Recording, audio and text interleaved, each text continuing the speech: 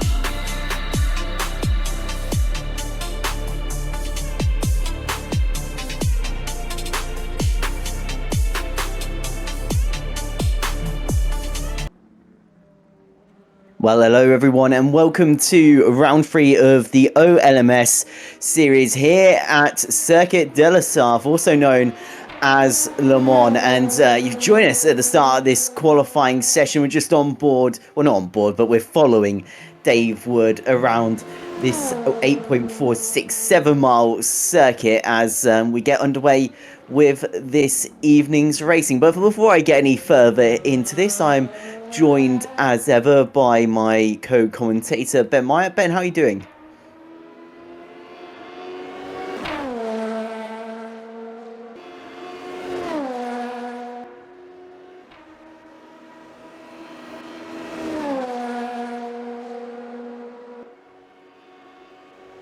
Yeah, I mean, we've seen a lot of, well, especially the MP2s have been struggling in the dry conditions, let alone the wet conditions as well. So this could be quite interesting for them as well. Resubscription there, Lucky B Racing or Lucky 8 Racing, I think that said. Thank you very much for your continued support. That's 6 months now they've used their Prime stuff for us, and it says, "Ant hear Ben." Can't hear Ben. Yes, that's because Ben forgot to unmute both the game and his microphone.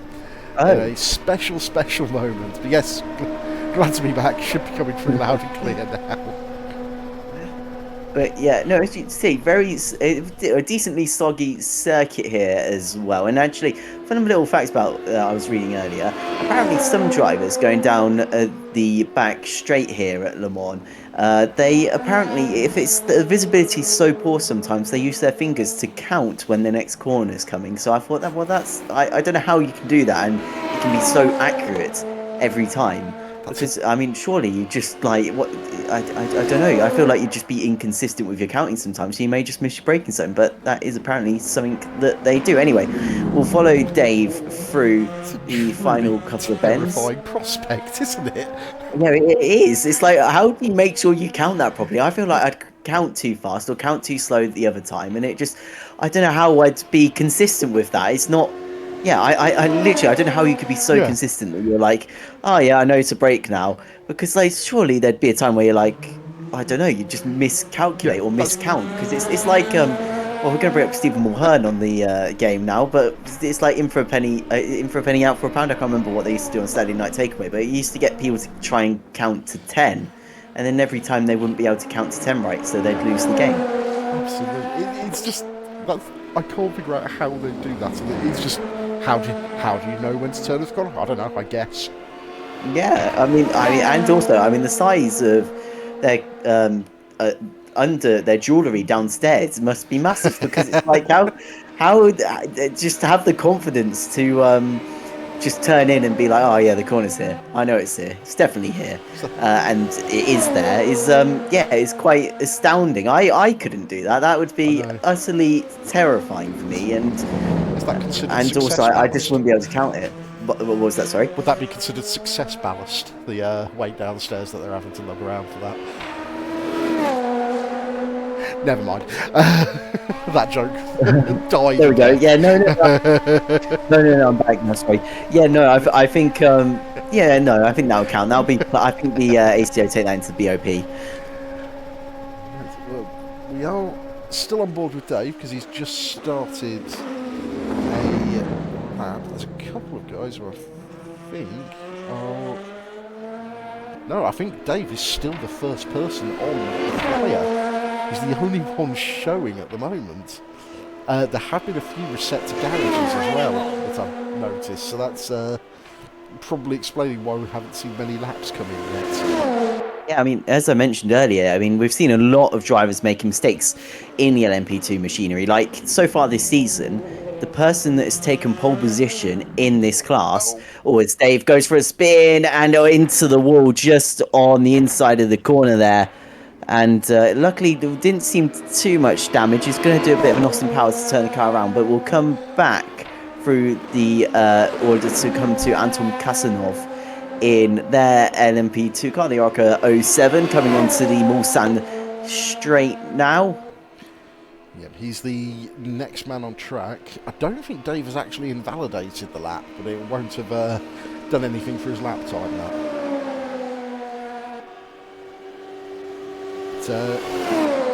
Actually making his way down the sun, it's going to be very difficult to you can see as the car struggling to turn in as he got on the brakes for the first chicane there.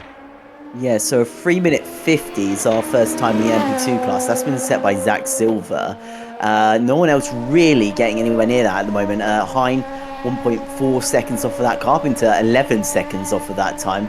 Kovac is about 3.9 seconds back, and Cowley 2.8. So it's, I mean, that's the thing about this lap as well. As I mentioned, 8.4, sorry, miles long here. It's such a long lap, and to be consistent and to not make any mistakes the whole way through that lap is so tricky, because it's a 3-minute lap. We normally look at, I don't know, 1 minute 30, 2-minute laps from our usual venues. You basically got another whole minute of circuit here to try and get around, maybe another 2 minutes even of circuit to try and get around here as well. So it's a lot trickier to just at least get in a lap time here, because there's so many more places that you can make a mistake, and we are just seeing that from this session. Impressive by Alfie and Zach there to get so close to the top of the LMP2 class. 0.176 separates the top of the times in the LMP2 class, so that is quite good going to be that close to one over such a long lap. Kiesig, his usual running as always, top of the qualifying session, going for a third straight pole position in a row. Blomqvist came third last time out, is currently in second in that LMGT3 class, but Brown, 1.8 seconds back, has taken 2 seconds from the first 2 rounds, and he's currently on the podium again, but 1 position down in third, 1.8 seconds back. But it doesn't have to worry about the other cars in the order too much though, because, well, Tyler Hammer, 2.9 seconds back. That's about 9 tenths off of Brown so far, and Doric is then 3.1 back as well. So there's a bit of a cushion to third to fourth, as Metcalf then actually slots into fourth with 2.4 seconds off of the fastest time we've seen in the class set by the person we're currently following out of the first of the Daytona chicanes, Christian Kiesig in the Porsche. He's doing pretty well so far, and he's had a pretty decent start to his oNiD season. Back in the game, our Sunday ACC series brought to you by Hound and of course us at oNiD. He took a second last time out at Kyalami there, actually yesterday evening. So it's coming into this event in good form with a podium, but would surely like to make this a third straight win of the season, as he is still top of the times by quite a margin.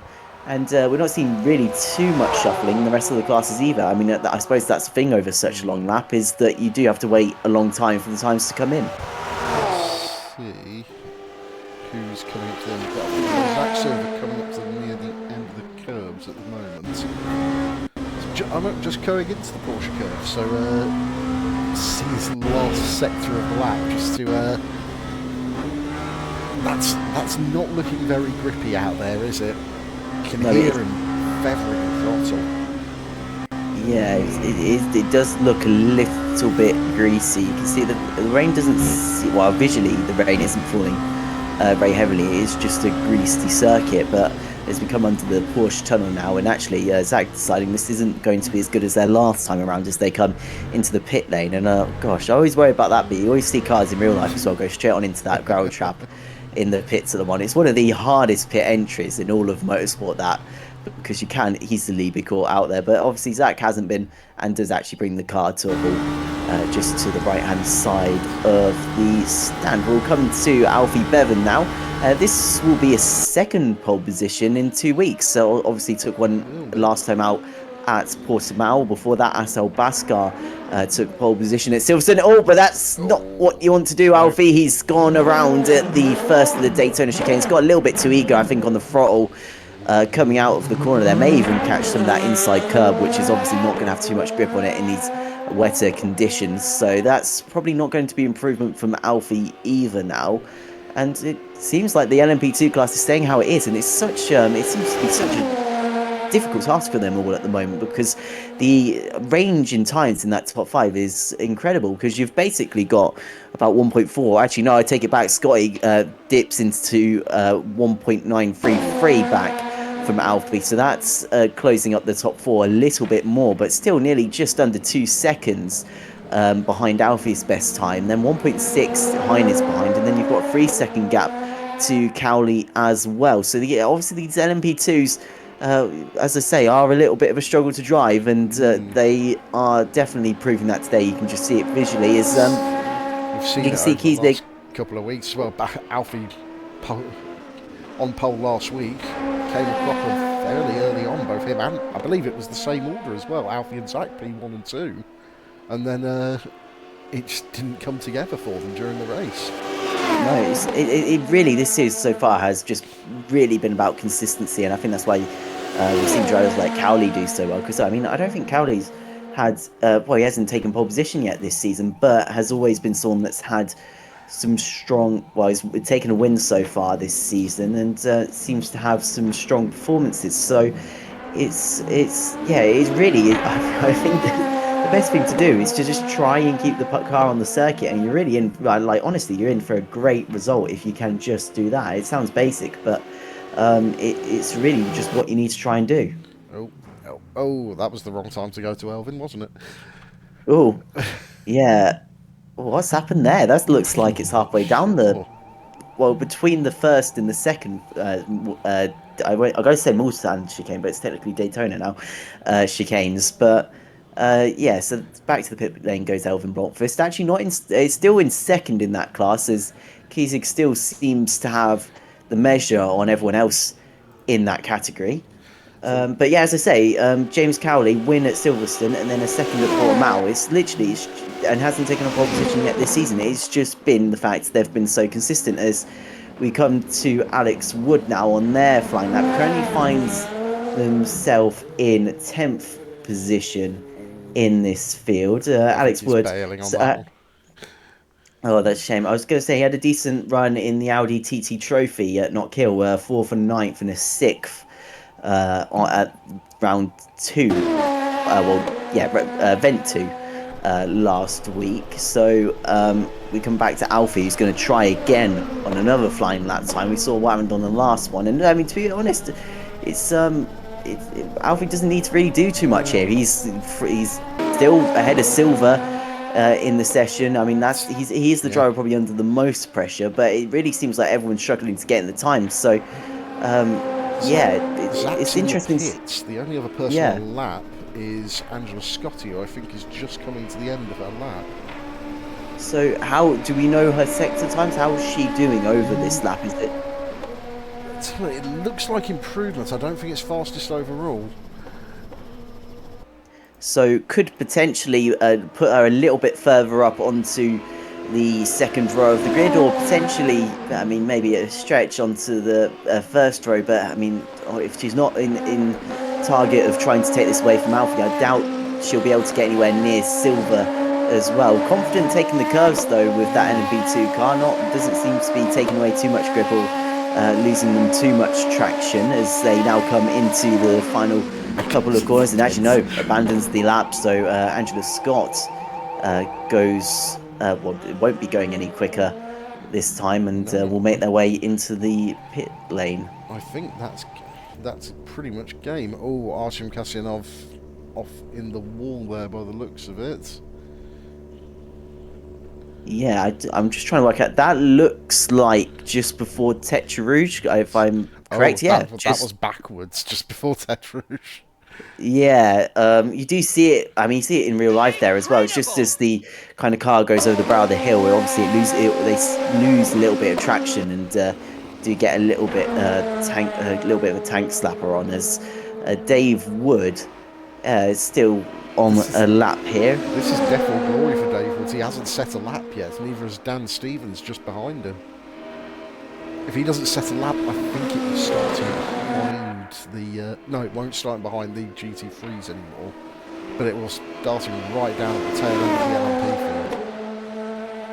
field. Yeah, no, I mean, that's not where they'll want to be. Will Dave Wood... Oh, he will come into the final couple of corners now, and will make their way onto the start-finish straight. Here they come now through the Ford chicanes, and it does look tiptoey, I'll give you that. It does look very tiptoey, but has got across the line. We'll see them in 13th according to our graphic, but at least they've been able to get a time in. That's the main thing. That will should round us out for our qualifying session, which I mean it's not one of the closer ones we've seen. It just seemed to be about trying to get around and setting a lap time, really. No, I think it's been more trying to survive than anything else in these fields. Let's see if we can get the starting order working. And yes, here we are. It's a first, or is it no, second pole position for Alfie once it does come up. Oh, yeah, there you go. You can see the change in a circuit in the background. There we go. Row 1. We've got Alfie Bevan, second pole of the season, followed by Zach Silver. Zach gave it a good go, but just couldn't get close enough in his LMP2 Spike liveried car. While we wait for that, wants to move on. Yeah, while we wait for that to load, thanks to Matt F99, 15-month subscription.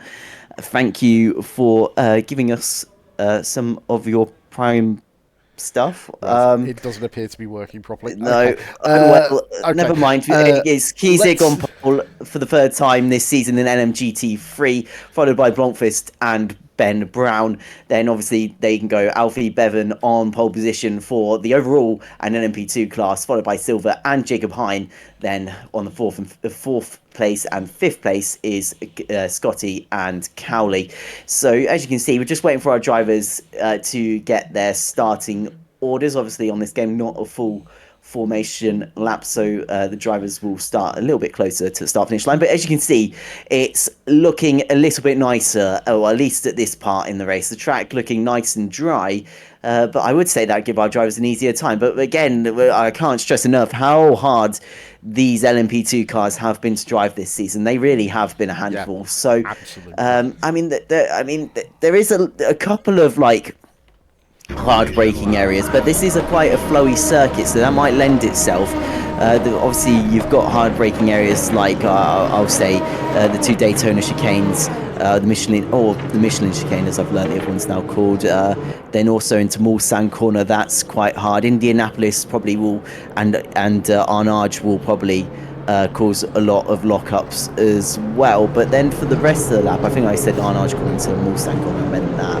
But for the rest of the lap, it's not too bad. Maybe the 4 chicanes as well could cause some lockups, but the rest of the lap may lend themselves nicer to these LMP2 cars, therefore maybe inspiring some more confidence out of our drivers in these drier conditions. So as we start our way through this formation lap, it's Alfie, as we mentioned, on pole position. If you're just joining us, this is the OLMS round 3 of the championship here at Circuit de la Sarthe, also known as Le Mans. And we're just fully dry. The wipers have come on. Oh, so rain. We're due rain for the first half of the race, at least. Okay, so that's something to note. The track will be getting wetter now. That's not great news if you're in the LMP2s, because we've seen how tricky they are to drive, let alone in changing conditions. So yeah, this could be a little bit interesting for the first couple of stints. Unsurprisingly, no one's taking a gamble. Everyone is starting on wets. Okay, so at least there's not any slick runners then, but still changing conditions could shake this up a little bit here at the front. So we'll follow them now through the 4 chicane. Just imagine in your head the kind of Le Mans WEC music at the moment, where it plays like Ric Flair's music as they come through the final couple of corners, and got the green flag out. When's he going to start waving it? There's the marshal. We can't afford LeBron James, so we've just got a man in an orange suit. There we go, and it's underway as we get underway with 1 hour and 5 minutes of racing. It's Alfie that seems to have stormed off into the lead, followed by Zach Silver. We've got 2 wide in the background. It's Angela Scott trying to go around the outside. Oh, they've all skipped the chicane. Oh, I don't know if anyone's made it. Alfie's taken out one of the little white boards there. I don't even know what you call them, but they're going down the hill. It's Hind now up into 3rd. Angela Scott still in 4th. 5th still goes the way of James Cowley, but still driving side by side. Cowley actually up to 4th, down the inside there as they came through the forest section, as Kiesig and Blomqvist. There to Ben Brown. He has dropped like a stone. He has indeed. He obviously started up in 3rd. Oh, he doesn't look too stable either. He looks like he's fighting that car a little bit. Let's have a look, see. We'll have a little bit of time before they get the chicane. Hopefully it won't take too long to decide. We'll get back to the chicane. It'll just be a demolition army. My tool will crash. That's really great. Bear with me. It's alright. But as you can see, I think the timing's still updating. So the front of the order, actually Alfie's lost the lead to Silver, but that may just be early lap slipstream, and it does look like Alfie's coming back at Silver on the time screen. We've still got Ben here though. He's still trying to make his way back up through the order, and does have a little group of cars running up ahead of them, and actually doesn't really have, has a bit of a gap to that BMW behind them as well. But the LMGT3s, as we come onto the start finish straight, as you see on your timing screen, Bevan back ahead of Silver, is behind still in 3rd. Catch up, we will go to that. Sorry, all of my tools crashed at once. So we got it fixed. Thankfully the game didn't crash and the stream didn't go on us. But we were stuck with Ben Brown for a few moments there. Oh, there's something wrong with that. But here we go into the Mulsanne corner now. Silver tried to look up the inside. Pretty heavy on the thoughts. No, not this time. No, so it was kind of a half look there, and actually Alfie knows the power of the slipstream as they now come down the back straight towards Indianapolis, and yeah, you can see Silver Alfie was kind of weaving as he came onto this kind of straight area of the circuit, and it has seemed to have taken away a little bit of Silver's toe. Hasn't got an opportunity into Indianapolis, and well, actually Alfie runs a little bit wide into left-hander in Indianapolis, so it's made more. Silver's still thinking about taking the inside, coming into Arnage, and actually Alfie runs a little bit wide out of Arnage, and that is going to present an opportunity now as we make the run up towards the Porsche curves. It may present a little bit of an inkling for Silver. Let's ride on board with him now as he makes his way past the DHL advertising on the right hand side, I beg my pardon.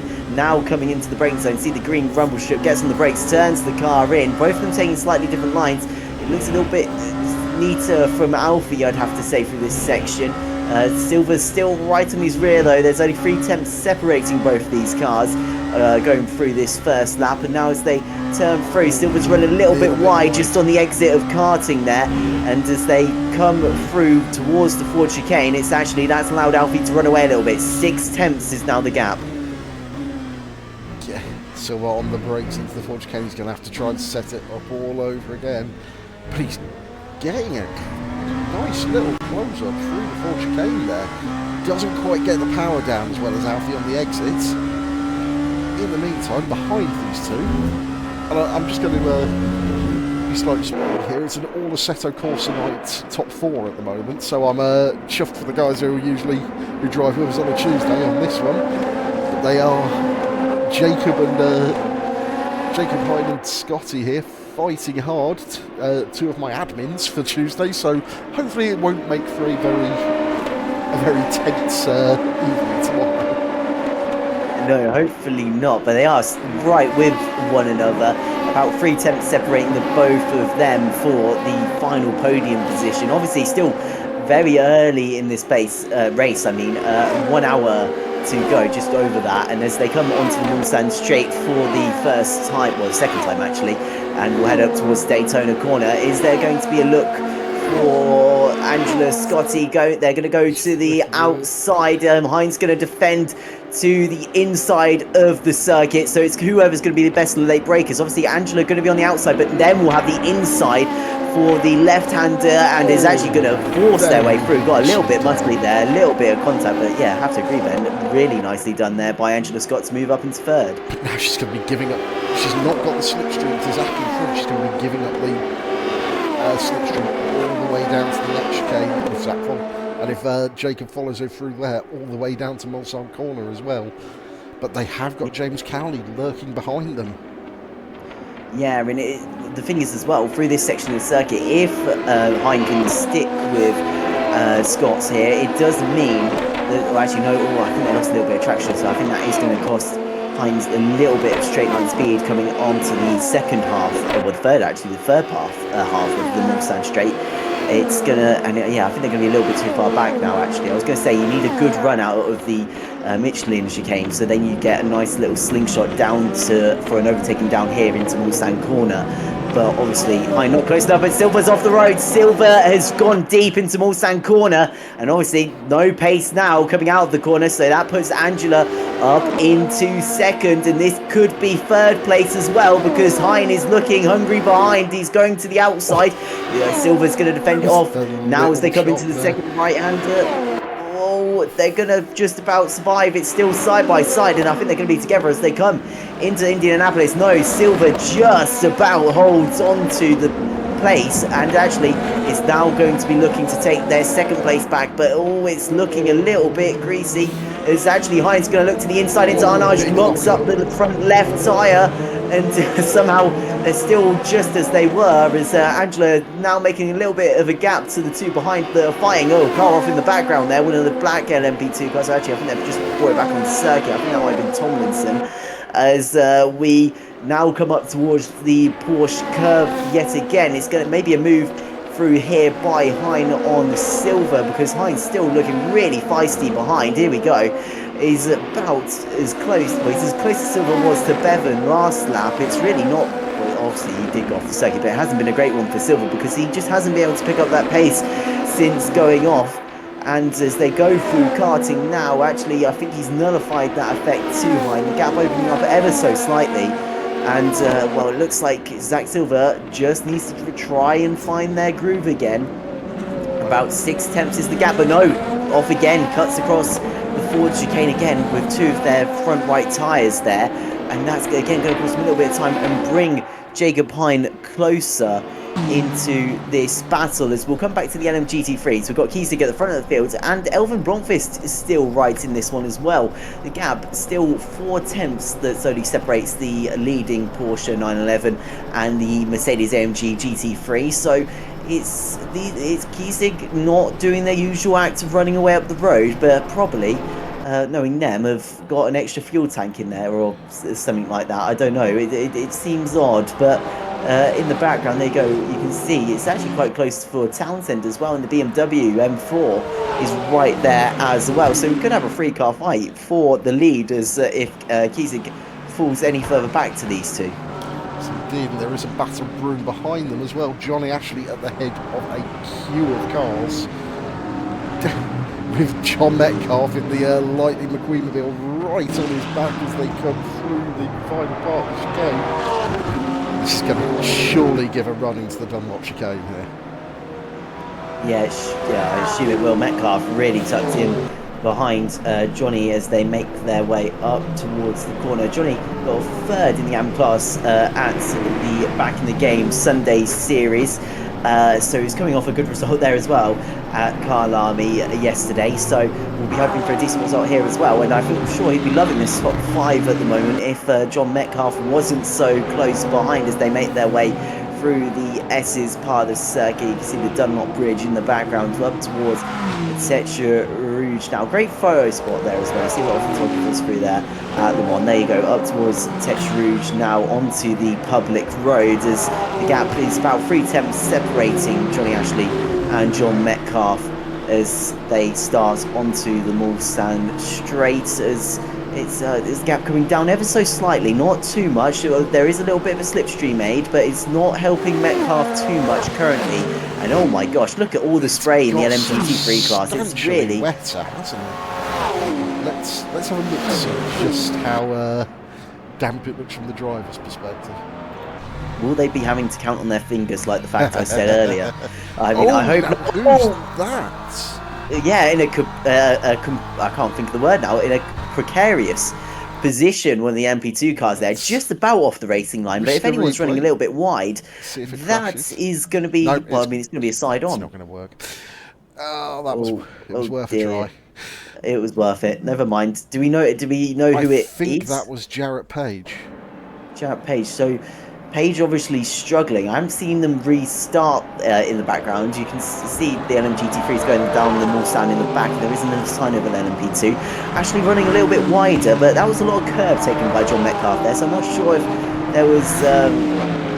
I would be polite to say I think both of them were a little bit offline there, so I don't think that it's going to help either one of them. Metcalf getting quite a nice tow as they make their way over the brow of the hill up towards the Mulsanne corner. I mean, he could think about a look here. The gap's less than 2 tenths.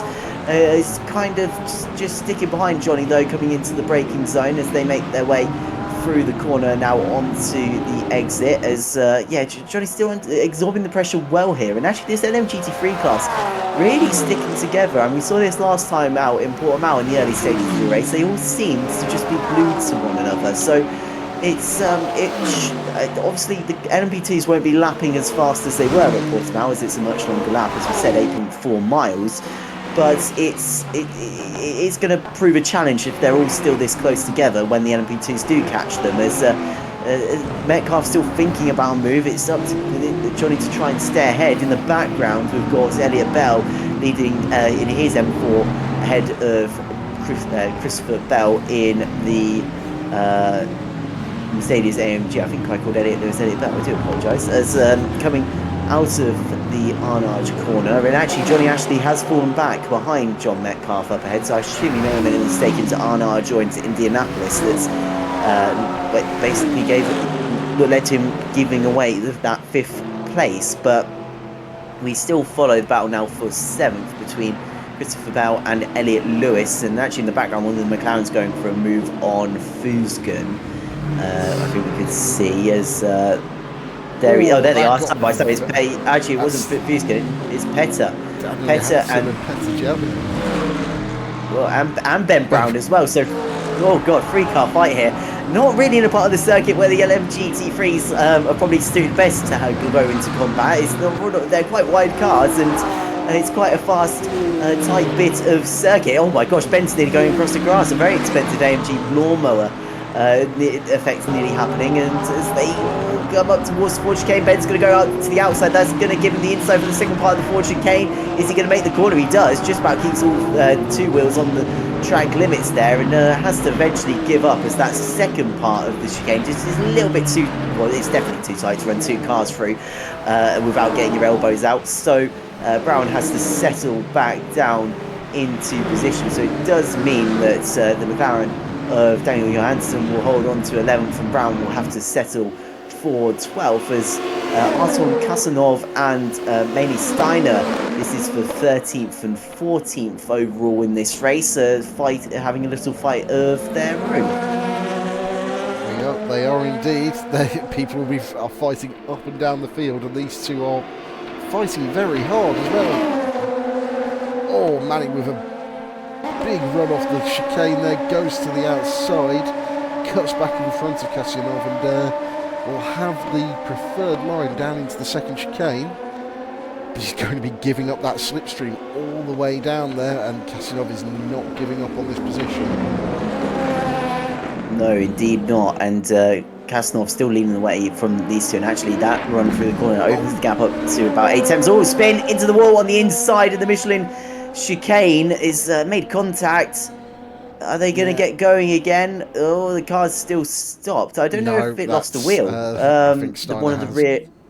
Yeah, I think it did. I'm pretty sure it was. Steiner went into wall. I'm pretty sure that that little bit of contact, that whack, took off the right rear tyre, because it looked a bit crabby as it was going along the wall in that accident. So I think it may have lost a wheel. I'd give it a replay, but every time I do, the tool explodes on us. So let's not risk it. Yes, no, let's not risk it. We'll just presume that's what happened, because I don't know what, unless I don't think it would have been engine damage. It wasn't hard enough, I don't think. So I think may have been some wheel banging, and the wheel fell off. Johnny Ashley, that's an issue. Oh god. And there was one of the McLarens in the background there got completely sideways. I don't think it was Daniel Johansson that time, but it was complete. I don't know if you saw that, but there was a McLaren like completely counter-locked through the corner. Sure. What? I wonder if that's. I don't think it simulates 3D puddles yet on LMG, but it looked like everyone just found a massive patch of zero grip there, and lots of cars all just swinging around. Yeah, Johnny Ashley now down to 9th from where I was and fighting in 5th. So really, it's not going well. Not going well. But anyway, looks like they found their pace again, as with everyone else. I don't really know what happened there, but obviously everyone quite a little bit through the Michelin chicane there. And now as they come up towards Indianapolis again, Daniel Hansen going to look to the inside of Max Farrell for 10th, but actually 9th, I beg my own pardon, but he's not close enough to get through. Or Johnny off again in Indianapolis. It is a corner that does kind of, you do get dragged out wide there, and you do kick up gravel if you do make a little bit of a mistake through there.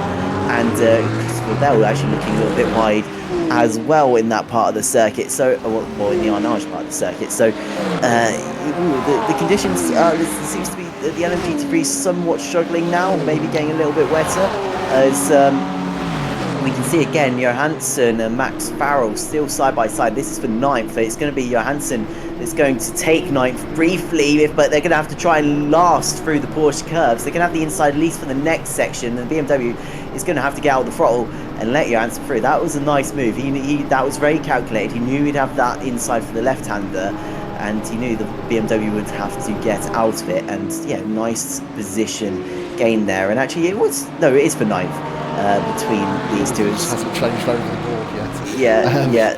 It just threw me off a little bit for a second, but then I looked back and Farrell was indeed 9th place. So yeah, at the end of the lap they'll gain. As Scotty Silver's gone ahead of Scotty again, and Scotty's dropping through the order, I think, because yeah, Scotty is definitely dropping like a rock through the order. It's gone from 6th, 7th now, and it's got going again, and it seems to be an mistake out of that Michelin chicane, really catching a lot of our drivers off through there. Something catching people there, isn't there? It just seems like there's some kind of massive puddle there that's just sending all the cars around.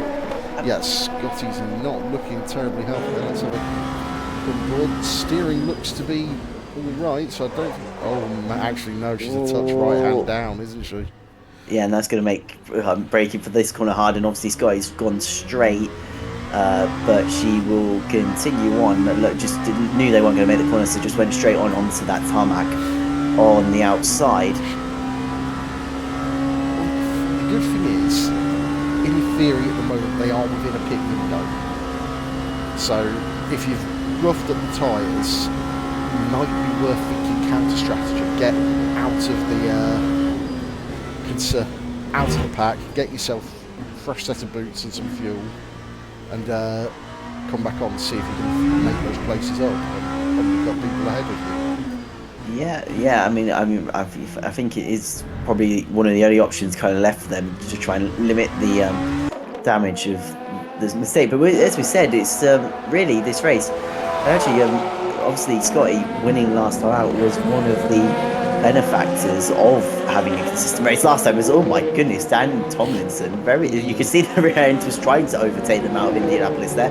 Luckily, didn't in the end. Oh yeah, gosh, that is looking like a hard car to drive in these conditions. Doesn't look very confident. Is looking a little bit nervous, but is still inside the top 10 in the MP2 class. And Aduza Carpenter running in 11th, right behind them actually, just 6/10 back as they make their way up towards Porsche cars. And you can tell this circuit definitely a lot wetter than it was at the start of this race. A lot more spray, and visibility is getting a bit tenuous, isn't it? Yeah, I mean that is one of the good things about this game. It's just well, not a good thing if you're the driver, but for realism, it does make it particularly hard to know when the corner's coming. So yeah, this would be the time you'd start counting, I think, for the corner if you were confident enough. I mean, I can't count that high, so it's yeah, no, neither. No. Oh, Juicer closing up nicely through the chicane though. She's going to be able to get on the power a bit better. Also, sim racers as a collective, we all have a tendency to turn down the traction control as far as we can get it to stop it interfering. You've got to wonder how people are going, maybe I should turn it back up a touch, give myself a little bit more help through these corners in these conditions. Yeah, or I mean, I going to be macho and carry on trying to run with the middle of the map. Yeah. I don't know about you, but I always turn them up in wet conditions because I just feel like you're always going to be quicker with 100%. The extra aid. Absolutely. I have no shame. I will turn traction control up as much as I need it, especially in the weather like this. Please, sir, may I have some more traction control? But as they come onto the straight again and past, I think, what's the pub on the left hand? Well, there is a pub at the start of that Mulsanne straight on the left hand side, but they will make their way up towards first the Mulsanne chicanes, but also the Daytona chicane now, and will go through here. The gap thing about where it was when we followed them through karting, it was about 6 tenths, actually now up to 9 tenths of a second now, so it's these two kind of wavering a bit, and where they catch each other, where they don't catch each other. Alfie doing a great job at the front of this race, but it obviously has learned their mistakes in Portimao, leading by 9.9 seconds. It's really been a good result for them so far. Actually 11 now it's opened up to, as it's looking to the inside on Kovac is James Cowley, who now sees himself in 5th in this race, as they will now follow each other up towards Indianapolis, as actually one of the NMGT3 Porsches in the background there. Oh, Johansson seems to be struggling. I don't know what's happened there, but they're going to lose out to Max Farrell, and I believe is that going to be a change of position for that's 11th and 12th. So actually, it's Johansson dropping. Yeah, dropped from about. Oh, and actually off. Sorry. It's sorry, I just noticed them straight on at the corner, and I thought it was smoke then, but I just realised no, there's just a lot of spray. But yeah, another little mistake for Johnny there. That's not good. It's dropped from P8 to P14. The LMGT3s are running so close at the moment that one mistake is costing countless of positions. Yeah, and as you can see, literally just from what you've just said, 8th to 14th now.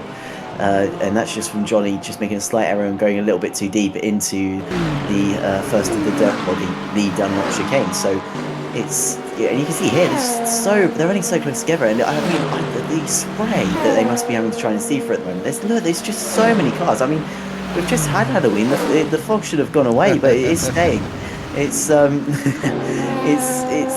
it's very tricky to see. Is Max Farrell getting really defensive there? He was like, no, Daniel Johansson, you are definitely not coming past me there. And as you can see in the background, and now McLaren really throwing the back end about behind them, really pushing the car through the corner. I'm just trying to. McLaren guys have been dropping their wind a lot for Le Mans. Yeah.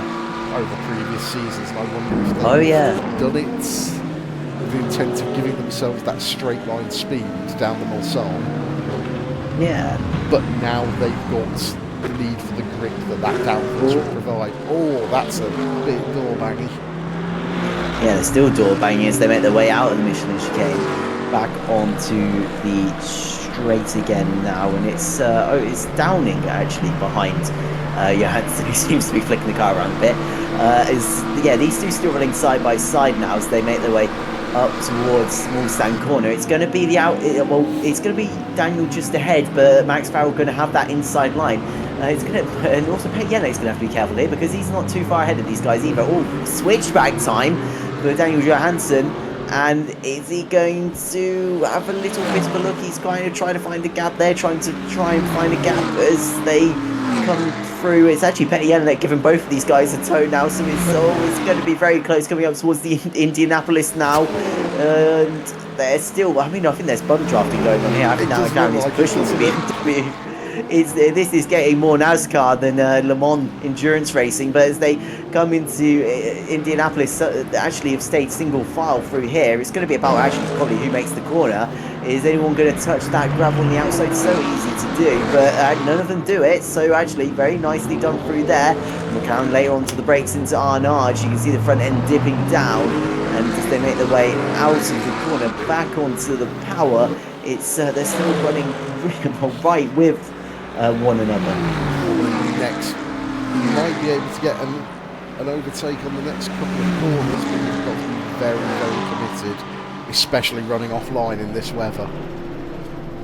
Yeah, so looking down the inside into the Porsche curves. But no, had ultimately decided against, and obviously we saw that he's already tried that one on Max Farrell, Daniel Johansson, but it's doesn't seem to have worked this time. Farrell going a little bit wide through karting, and the McLaren taking a lot more curb than the BMW is able to do. So as they then make their way out of karting now, the gap's staying about the same. You got a bit of here's some stats for the two cars. You've got a 4-litre twin turbo V8 in that McLaren compared to the BMW that has a 3-litre straight 6 turbo engine in that. 590 bhp in the BMW, 600 bhp in the McLaren, and the McLaren weighs 1,345 kilograms and 1,339 kilograms is that BMW that looks to be attacking the Aston Martin as they come up towards Petyenek. Could be losing a place here, but actually is still staying ahead. Then all this is doing is bringing Downing into this battle as well. So another McLaren for Max Farrell to contend with. Yeah, it is a little great four-way fight that we're experiencing here, and Johansson still trying to go to the outside there, not going to work out, so they'll sweep through the S's now. This is for a place inside the top 10 in the field, and will it be a move for Johansson? Actually, no, what am I saying? No, definitely not a move into Tech Route. That would have been very bold.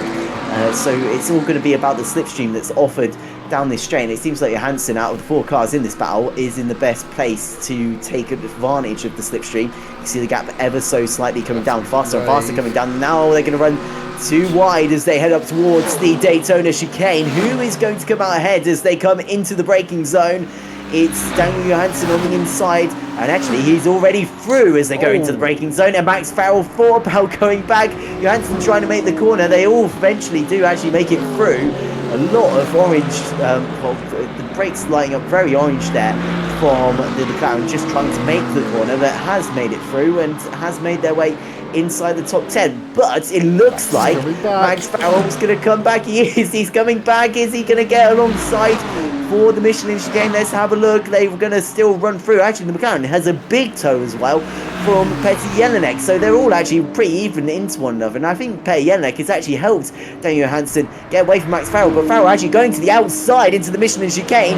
Is he going to make the corner? He does, but somehow the McLaren on that outside line, defending the inside away from Max Farrell as they enter the corner, has held on to the place, and actually has cost Max Farrell some time, because he got an awful run out of the Michelin chicane, so now he's actually falling back to 7 tenths back. And actually, here comes Daniel Johansson on Petr Jelinek as they come up towards the Mulsanne corner. It's going to be the inside for the McLaren, and he's ahead. He's done it.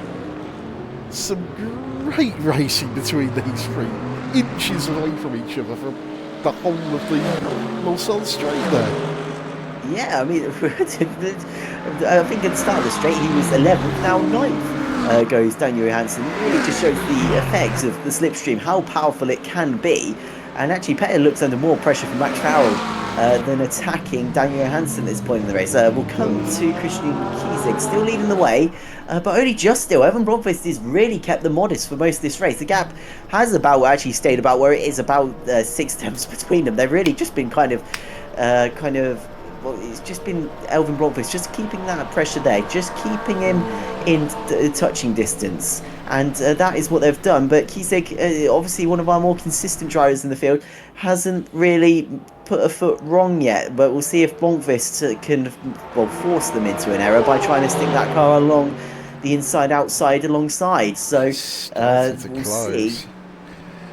He is definitely gap down to, well, it was down to 3 tenths. It's slowly going back up, but I'd expect it to through karting, and actually coming down again. Oh, a little bit wide there. You can see lost the traction on the front tyres there coming out of karting and forced them across the rumble strip on the outside. I'll come under that Porsche bridge. I think I've told this story before on another stream, but I went, well, the year when Porsche, I think it was, I can't remember what anniversary it was, but when they were celebrating their anniversary in 2023, they had some really nice art in that bridge, and it was all stolen before the race even started. Of course. Yeah, but this is why we can't have nice things. Yeah, exactly. It was literally, it was really nice, but I'm pretty sure it had gone by Thursday. But, oh well.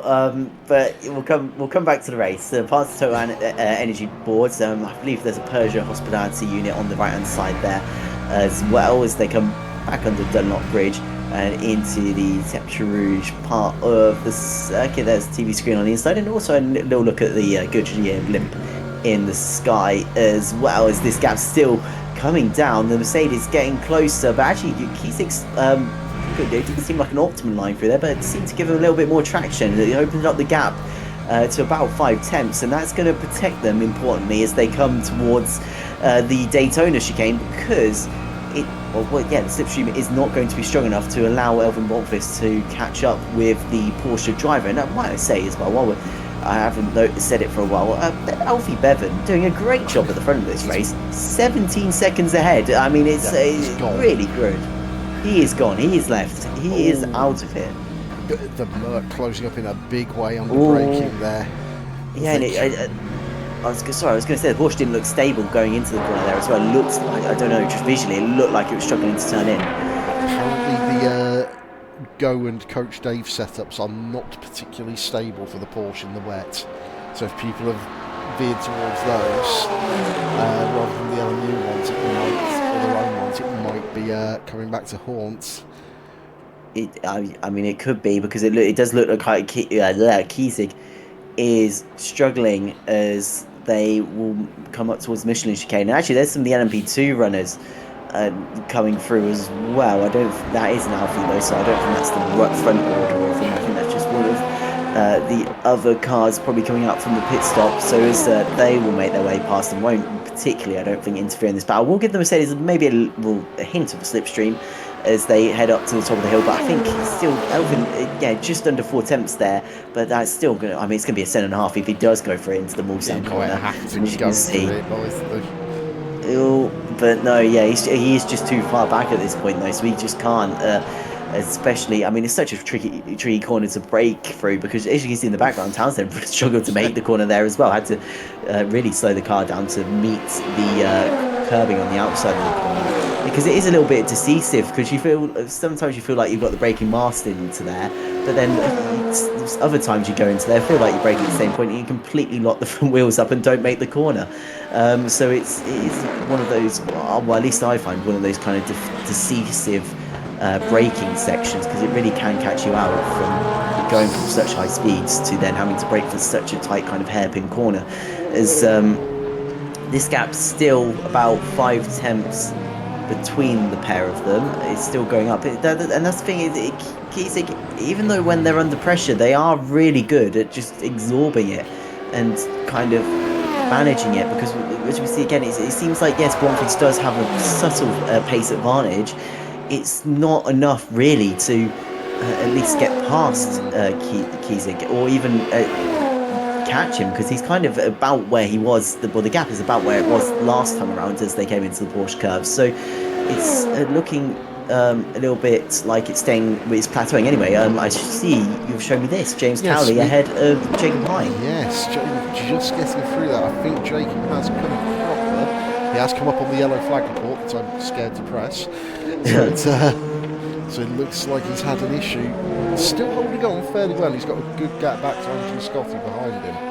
So he's still on for a good result at the moment. But yeah, losing out on that podium position to Cowley.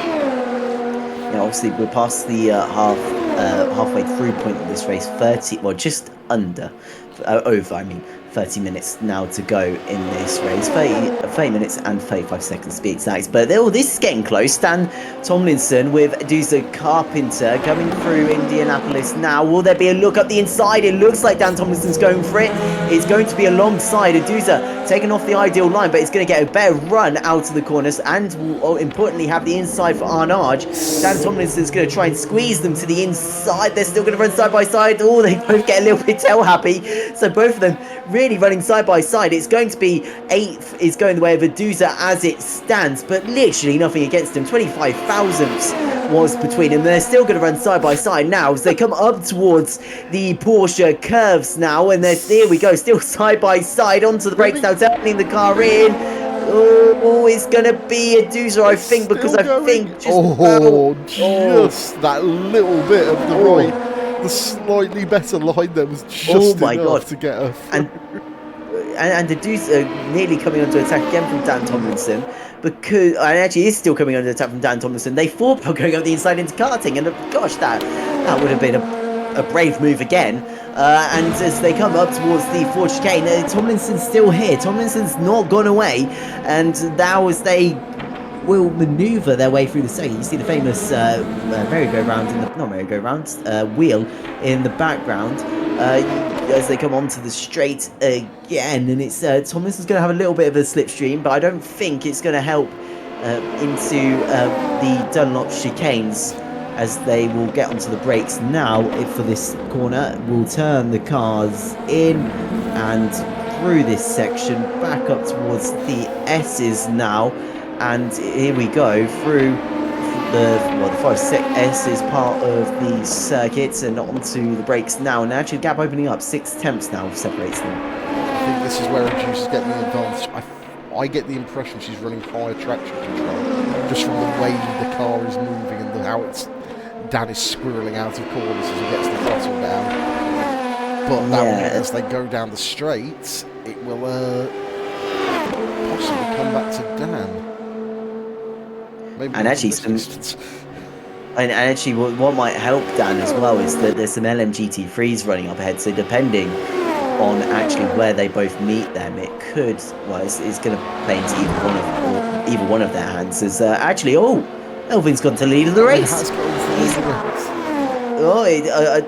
Well, there we go. It's a good move by, assuming it was a good move by Elvin Blomqvist, and Kiesig falling back. Is this going to be a first new winner of the season in the LMGT3 category? As obviously we've had Christian Kiesig win the first 2 rounds, so this will only be the second winner out of our first 3 rounds, and it will be the first time that Kiesig's really been beaten in anything, because he's taken 3 pole positions and 2 wins. He's really yet to really be beaten out of anything. So really, this is probably the most pressure we've actually seen him under throughout the whole season so far. So nice to see that Elvin Bronfus is doing this, and they obviously took their first podium of the season last time out at Portimao, and well, obviously looking to go 2 better from a 3rd to a 1st. Hopefully by the end of this race, and the gap is opening up 5 tenths, 6 tenths. It seems like, and actually this is the part of the circuit we've seen Elvin is quite strong in as well, so it is helping them to open up the gap, and it seems like Kiesig just hasn't got anything to say about it. Yeah, well, I had a point I was going to make then, and I think I've just forgotten it completely. No, I know what that's like. Worth pointing out as well, the window wipers have stopped, the rain is gone. Yeah, and you can see the spray as well, not as much spray coming up either, so we get a crossover for slicks inside the next 25 minutes. We will have to see. We'll have to keep an eye out for those yellow walled tyres with the little yellow branding on them, to see if people swap onto them, as they'll come onto another lap here as they make their way down the start-finish straight. It always surprised me how much gravel is there as well on the outside of that left-hand corner. It's just like a beach there. It's not a compromising racetrack, is it? If you go off, you're going to get punished by the track in a lot of places around it. Yeah, it's not. I mean, there is fair around some bits, like through that chicane which has gone through there. There is a little bit of tarmac, but then come to here, and it is just the gravel. Well, it's just gravel everywhere. And then actually, then through. He has. It really has. It's 1.3, and yeah, the gap. Just I don't know. At this point in the race, it just seems to BMW, whatever setup it's running, just seems to be the superior setup, because.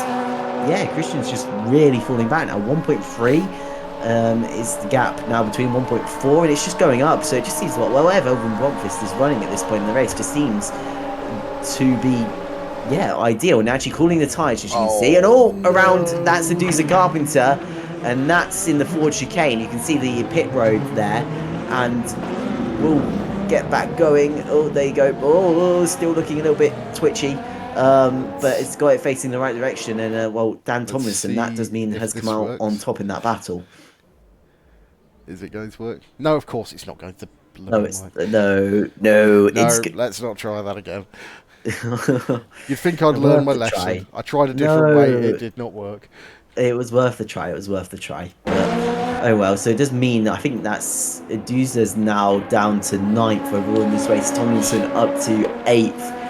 In this race, and of course in the LMP2 class. I just want to say Visperas and Morgan, I haven't mentioned them much, but they seem to be doing a consistent job in 6th and 7th. Like we haven't gone to them because they've made a mistake, or because they've been in a great race, but it seems like they're both having a good time, because they're both being consistent and seem to be keeping it on the circuit and making some places up. So fair play to the both of them. I just wanted to give them both a little shout out. Obviously 10-second gap between the pair of them, but both seem to be doing a pretty reasonable job. They're kind of both in an island, so it's sort of a way to have quite a peaceful race.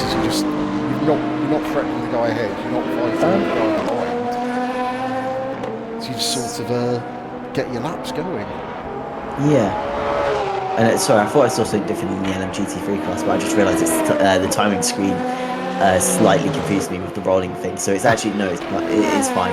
As we have a yellow flag just coming out there. So yeah, Kiesig still in 2nd in that class. Metcalf now 3rd in the LMGT3 class. So that's a slight change. Townsend now down to 4th. As you have a little bit of a swap of the BMW M4s, as Lightning McQueen is now running in the podium places, and the kind of I don't know, it looks like a Splatoon liveried car is now in 4th. So as actually Lightning McQueen runs a little bit deep, but yeah, there you go. So that as you can see, Matt Townsend still within flying distance.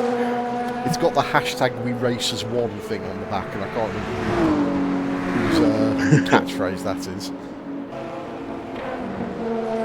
But it's it's a good looking car, to be fair. It is a good looking car. I like it.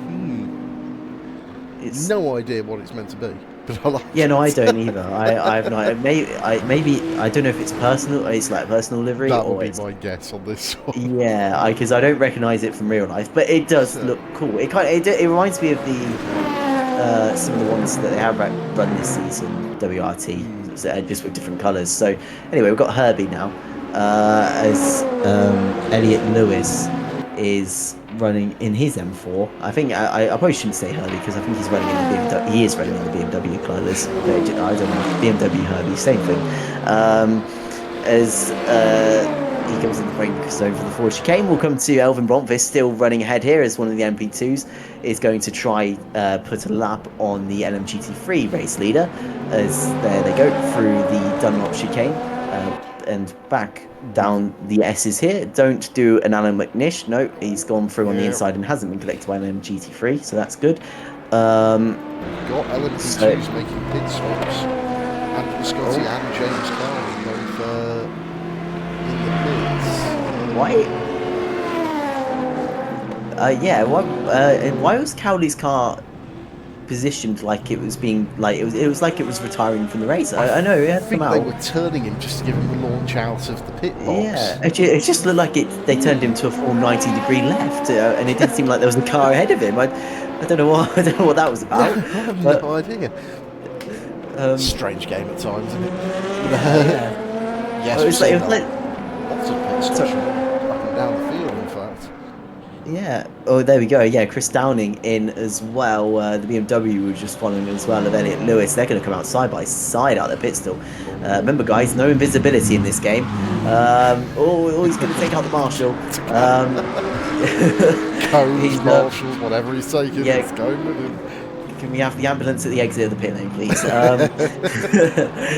Into the Dunlop chicane, and it seems like the car that has the most traction at the moment is the McLaren, and it'd be interesting to see what tyres they've gone for. I don't know if you can see that, Ben, or we'll just actually get that. Let's have a look. Oh, mediums for Scotty. So Scotty has gone for the medium tyres. So has Wood. So yeah, obviously, well, I mean, we knew Scotty needed to do the gamble because there was a little bit of a mistake that dropped them through the order. So do need some sort of help in bringing them back into this. So we're following Lewis these guys and Downing. Stuck with wet tyres. Okay, I always thought there may have been a little bit of a difference because how they both exited. It just seemed like Elliot Lewis was struggling for traction a little bit more, but obviously no, both going for the same sort of thing. So interesting approach by both of them. Farrell medium tyres. Doric medium tyres. I'm just trying to tell to a dyslexic mind trying to work out a W from an M is quite difficult. But yeah, Farrell. Yeah, so Farrell. It looks like Farrell and Doric are the only ones that have gone from mediums. Kasanov medium, Wood medium in the LMP2s, Scotty medium in the LMP2 class as well. Yeah. So not too many. Oh, there's some more actually. Yeah, a few people gambling. Stevens, Wood, Kasanov, Page. Oh no, Page is stuck with W. Is Muller gonna go for him? I suppose, or is Muller in the race? No, yeah, Muller would. No, I don't even know if Muller's in. Anyway, down the inside, Chris Downing through past Elliot Lewis. Sorry, I was too busy looking at the tyres. There's through and past. And is he going to go around? He is. He's going to go to the inside wall. That's going to be a big bang. And that was heavy front end hit for Elliot Lewis. And that's not good because they've only just been into the pit lane. They're going to spin the car around. It's going to get away, but I don't think the steering's right because it looks slightly crabbish, at least when it started to move there. It doesn't actually look like they're fighting the car too much though to keep it facing the right direction. So, or maybe they are. I don't know. I can't tell. It looks a little bit jittery, but I can't really tell too much. In theory, it should cycle the positions on these two representative timers, but we'll see whether it works. But yeah, that's not. Let's have a look on board.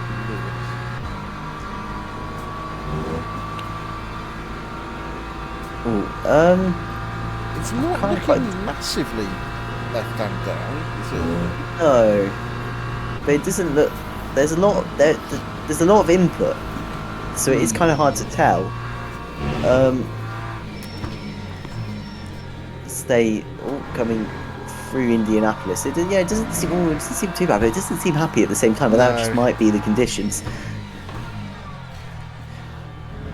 As we have a lot of other runners in, Alfie obviously has got Silver in the pit lane, so that Alfie back to the lead of the race after the pit period.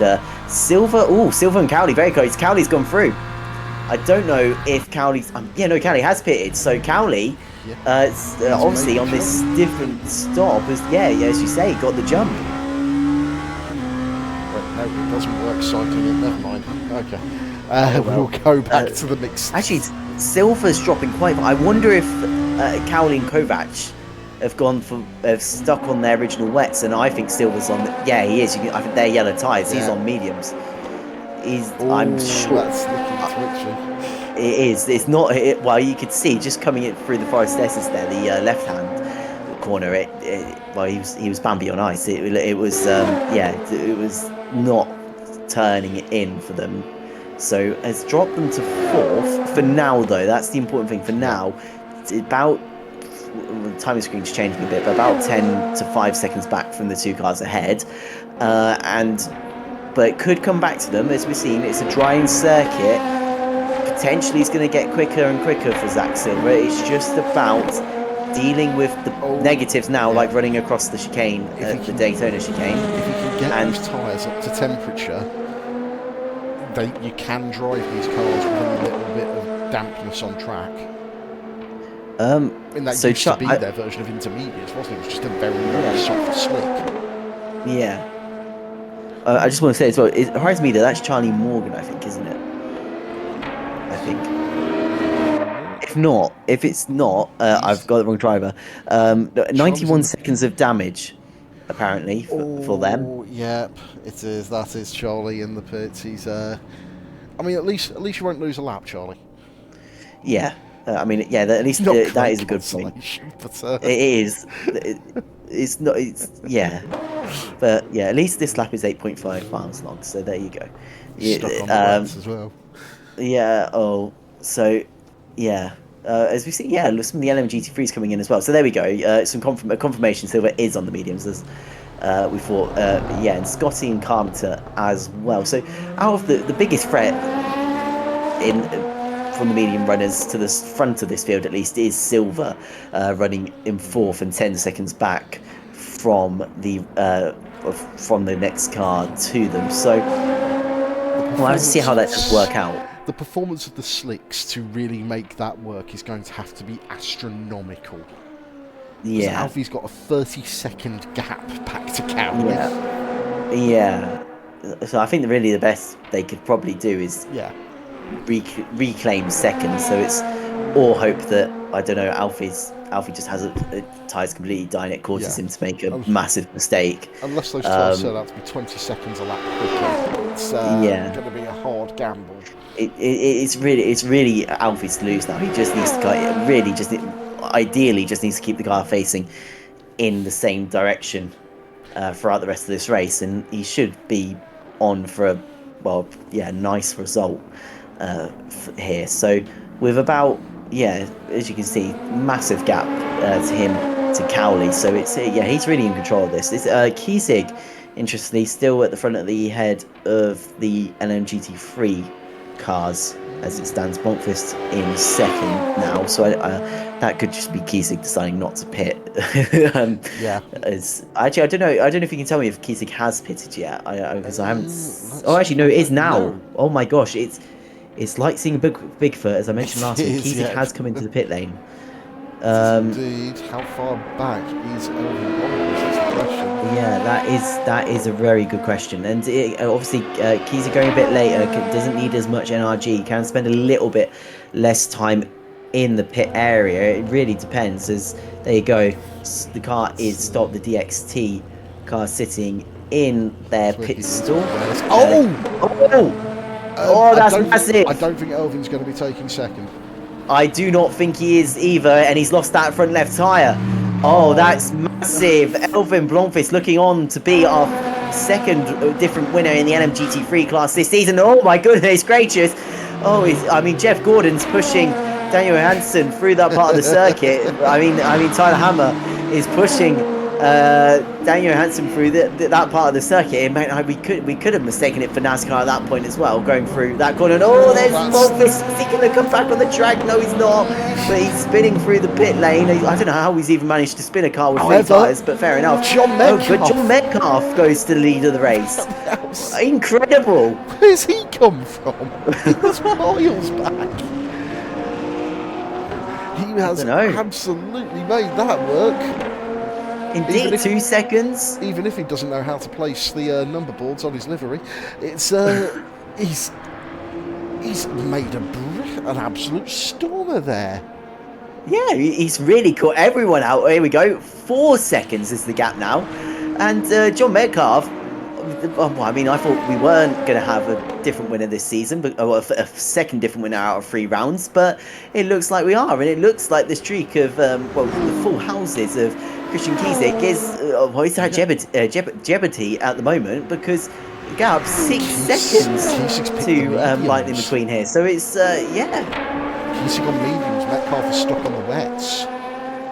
Ooh, interesting.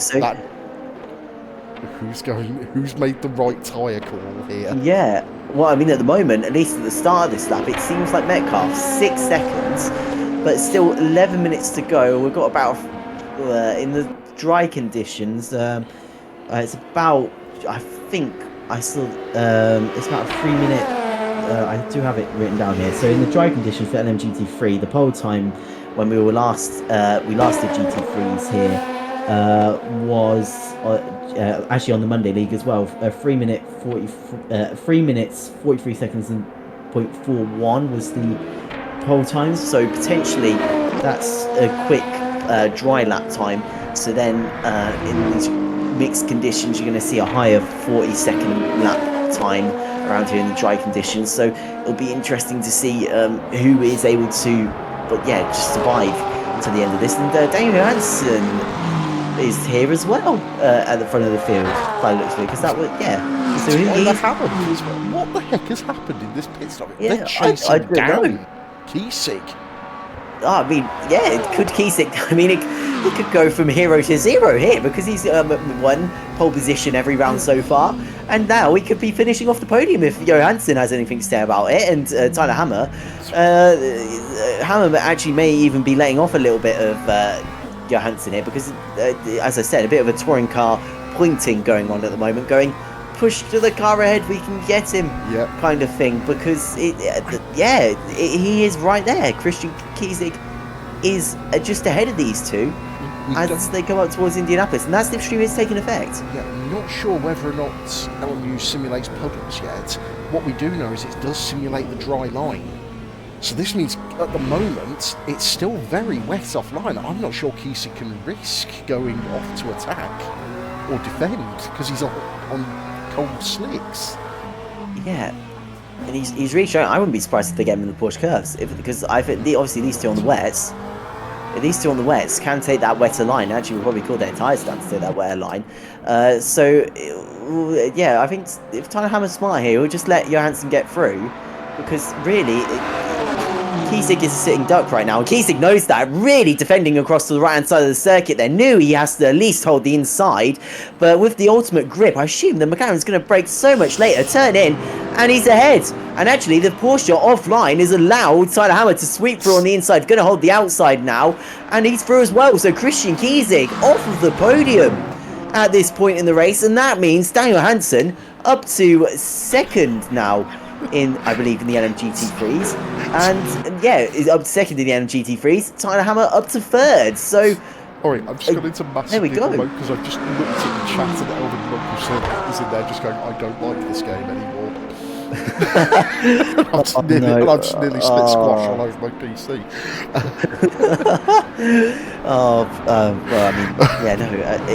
I don't know what to say, to be honest. It is awful what happened. Yeah, it's horrible. I'm not quite sure what did happen, so I can't be I can't describe my emotions too much because I'm not quite sure what happened, but yeah, understandable disliking of LMU from Melvin Blomqvist. Gosh, I'm nearly the same there for Daniel Johansson, nearly reminiscent of real life of getting spinning the car on that curb, just going into the Dunlop chicane there as they come under the little bridge there. Finally updated. Tyler Hammer actually firmed us up into P3. This is a fight for P2, but John Metcalf's 11 seconds to the good. Yeah, I mean, it's really where have these guys come from? They've just called them. They've done a masterclass here. Really incredible from them. As Kiesig off of the podium first time this. I mean, it's going to be their first non-winner this season. The other in their first non-podium. So really falling apart. And 7 minutes now to go in this race. So we've got about, as I said earlier, it's high 3:40-ish laps. So there's not really too many laps to now go in this race either, maybe 2 or 3. My maths isn't that good, so yeah, we'll have to see if the mediums do start to come back, but they don't seem to be doing so at the moment. Kiesig, they do, because Ben Brown's hunting him down now as well. Yeah, I mean, Brown coming back from the field, obviously we didn't see what happened to them, but had their own issues at the start of this one. So so here's Daniel Johansson and Tyler Hammer fighting with one another now for second place in this field. John Metcalf, 11 seconds up the road. I don't know what Metcalf did, but obviously it's called a masterclass of a strategy, and has pieced out and has left these guys. Alfie, we don't have to worry about either. He's about 37 seconds ahead of Cowley. Seconds away. Sometimes that boy annoys me. I mean, to be fair, he hasn't been consistent in this series so far this season, and this will be their first win. Actually, I think it will be the first person to actually convert a pole into a win, and will be the first person to convert a pole into a podium this season as well. So fair play to Alfie, because those cars aren't easy to drive, as we've seen. So to be consistent, to be quick, they've done a good job. Christopher Bell here, running 7th, has Petty Jelinek up behind him. They've just run a little bit wide, a little bit over the curb there, nearly touching the gravel. Will bring Petter into this battle for 7th. We'll exaggerate it a little bit as the gap comes down to about 3 tenths here between the pair of them. And now, as they make their way under the Rolex boards, but just past where Peter Dunbreck did some flips as well, the gap's still just under 5 tenths as they will come into the braking zone for Indianapolis and through this part of the circuit. And Tyler Hammer's around. That's going to cost them a podium, I think. And actually, it's going to put Isaac back onto the podium. And actually, it makes Brent Brown now fighting for a podium. He's on the racing line. He spun the car around. Oh, poor Tyler Hammer. That is not good for them. Not what they would have wanted. Bang on for a podium. What was that, sorry? That's what he gets for changing away from his blessed livery. Yeah, that's what you get. Ben Brown is wanting that podium, isn't he? He is all over Kiesig. Oh, he's looking at the inside. Is he still there? No, he's not. He's going to be there again, though. He is there, Kiesig. They make contact. Oh, God, you couldn't put defence there. Yeah, you couldn't put a piece of paper between the pair of them, and actually, Brown falls back a little bit after that. But yeah, Brown, superior pace again, offline, off the circuit, off the dry line, importantly, again, goes Kiesig. And, Kiesig back onto his podium, but I think Brown's going to take it away. And actually, this is going to be a great result for Ben Brown. Oh, he's down the inside into the forward chicane. They make contact between the pair of them. Luckily, somehow, they're both onto the circuit still. Chris Downing also in this battle as well now. Very quick GT3 driver as well, so got to keep an eye on him. But Brown really just seems to have the legs on Kiesig, but just isn't finding the opening yet, or the gap to make their way through. So is it going to be a Dunlop chicane? He's thinking about it. He's going to the inside again, but no, he's not going to be able to do it. You can see how little Kiesig wants to drop any more places. Because this is lots of points he's giving up from after his first 2 weeks. Especially to Brown as well, because Brown, so far this season, 2 second-place finishes. Compared to... Oh, Kiesig's off the road, he's onto the grass, sorry. And now down the inside goes Ben Brown. Kiesig's really defending this. He's really forced Ben to the inside there. Both of them making contact, but eventually that's what's cost Kiesig the position. Brown up into third, but the important thing here is it's going to be Kiesig. He's going to come back at him here because Kiesig is looking to the inside, now looking to the outside as they come up towards Daytona chicane. Importantly, it's going to be outside for the first part of this chicane, but the inside for the second part. And it seems the Porsche is the one with the momentum into this part of the chicane. And the thing is, he's really aggressively fighting Brown here. He's leaning on him ever so much. The body panels would be flying, and somehow Brown is the best of the late breakers there, and actually still holds on to third and has opened up about just under a 5/10 gap to the pair of them. Coming in to help him there, just letting him brake that bit later, and the Mercedes is very good on its brakes anyway. I think the Mercedes, you're right, the Mercedes doing a great job of braking, but the tyres obviously doing a lot better job, and Chris Downing's still not far back from these guys. If they continue fighting, it's going to bring them into this battle as well. What I think that's one of the oNiD cars as well. I assume from the lack of LMP2s around them, it might be Dan Tomlinson, because I don't see any other LMP2s in the background. So as they come back onto the Mulsanne straight, it seems like Brown's got this place, because the gap just about, or slightly coming down now, but it's just below 6/10 of a second. So as they make their way up towards Mulsanne corner, I assume it's going to go up here, because I think Brown's going to have the better brakes. There's the Kiesig, a little bit of a front. I think there's a little bit of a lock up there actually, but he did close the gap. He's giving it up on the straight line speed, but he's gaining it back through all the traction zones. So it's going Ben's way at the moment, and that is really who's that behind him? I've lost track. That is Chris Downing behind him. He's getting closer. He's not giving up on getting involved in this fight either.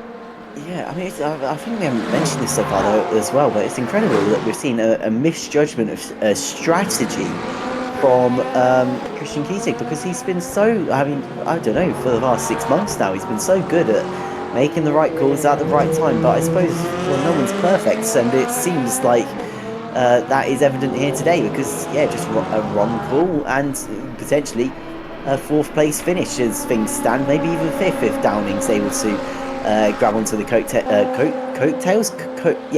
coattails as well. So as we can see, Alfie now onto their final lap of this race, as we've only got 16 seconds on the clock. I mean, that was sketchy down into that corner. Don't throw it away now, Alfie. I will not let you forget it. I mean, kicks up a little bit of gravel there. That's going to dirty up the two right-hand tyres.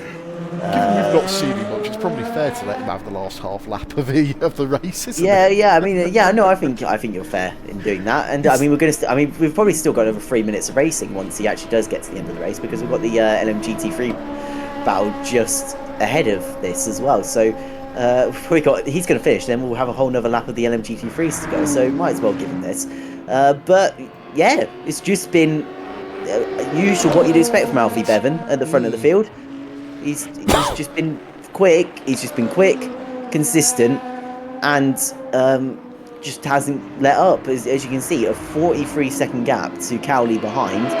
It's just been pure dominance. Really makes up for last time out at Portimao, where it could have been their first win of the season, but they threw it away themselves. But today hasn't done that, and has, really been perfect. So as they come out of the final corner, it's going to be a third different winner of the season in the LMP2 class. It goes the way of Alfie Bevan in the Oreca 07. It comes across the line to, I believe, take the victory for the class and the overall race. And a great result for Alfie.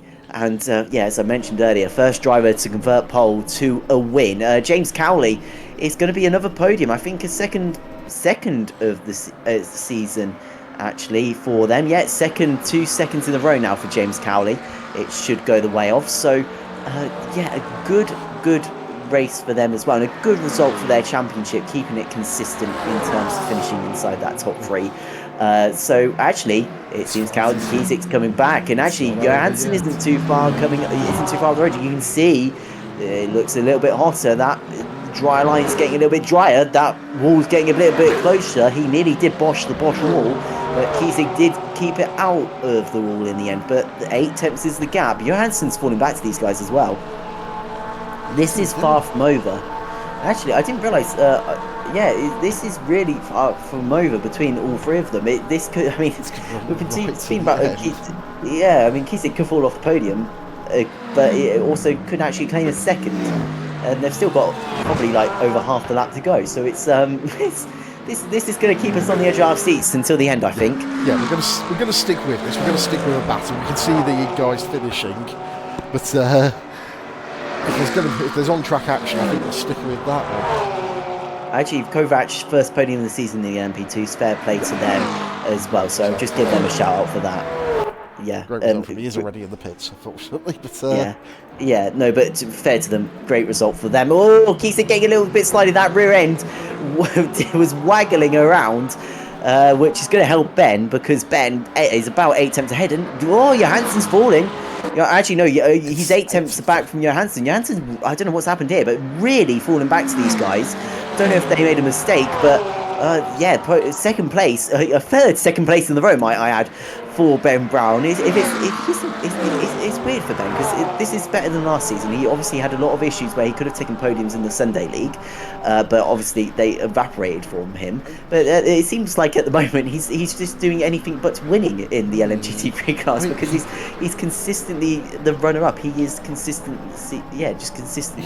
the second driver. Last season. Oh, okay. Well, fair play.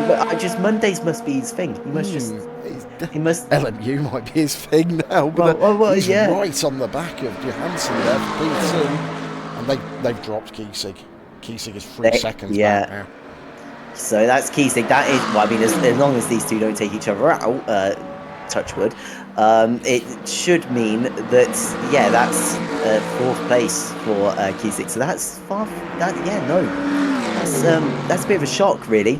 But oh my God, Ben, so close to that outside wall there, coming into karting as he went across the bridge.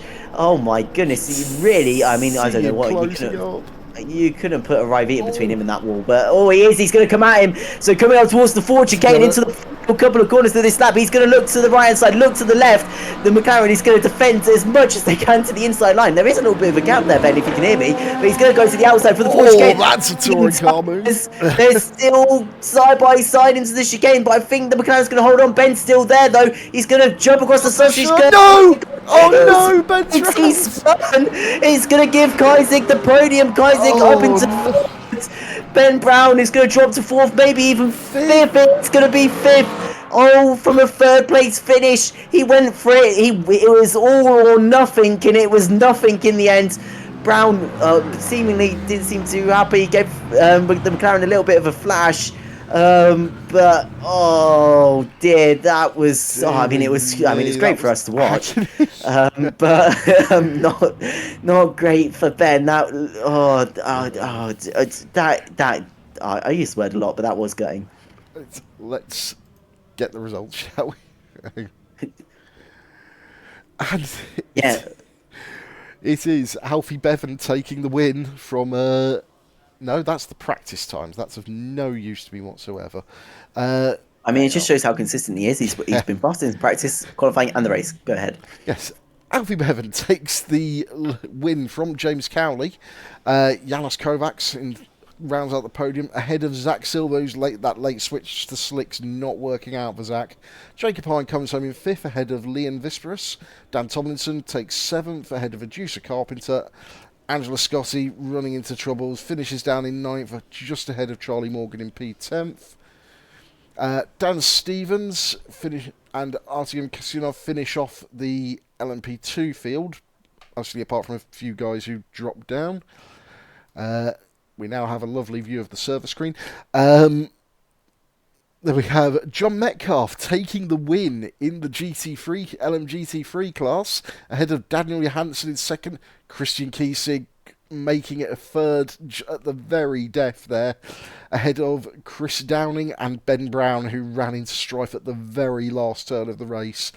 Tyler Hammer makes it comes in 18th overall, ahead of Christopher Bell and Petr Jelinek. That's the wrong button, Ben. Matt Townsend comes in P21 ahead of Elliot Lewis, with Christian Schlink and Dave Wood finishing a fair distance back in a very strife-ridden LMP2. Max Farrell takes P25 ahead of Matthias Fusken, and Hovset Nazarian is P27th ahead of Elvin Blomqvist, who led the race and came into disaster. Dean Smith comes in P29 ahead of Jarrett Page. And then our DNFs, Frame Dorich, Alex Wood, Johnny Ashley, Andy Hearn, Manny Steiner and Johannes Müller. Unable to get to the end of the race, unfortunately. So we hope that they are able to make their comebacks next week. Yeah. But what a race. What a race. That was fantastic. It was brilliant. And I will quickly check the whole screen so we're not just looking at the server. But yeah, great racing from everyone there. I am looking forward to the next one after that, because that was a belter. Yeah, I mean, it was... I don't know. I haven't got words. I'm lost for words. It was unbelievable. I mean, like literally, we didn't have to fill at all. There was just always something to look at, especially from the NMGT3 class. It was just, it was constant fighting, and that is racing. That was perfect. Absolutely. Oh, well, if you've enjoyed that, we have plenty more racing throughout the week. Tomorrow night, we're at Road Atlanta in the Audi TT Cup. Wednesday, we are back with the on LMU with the SimHound Academy, and I believe we're at Portimao, off the top of my head. I'm not 100% sure. Thursday, we have the iRacing night, and they are running the Clubman Cup, and they are at, as Ben desperately checks the oNiD page to see where they are at. Bear with.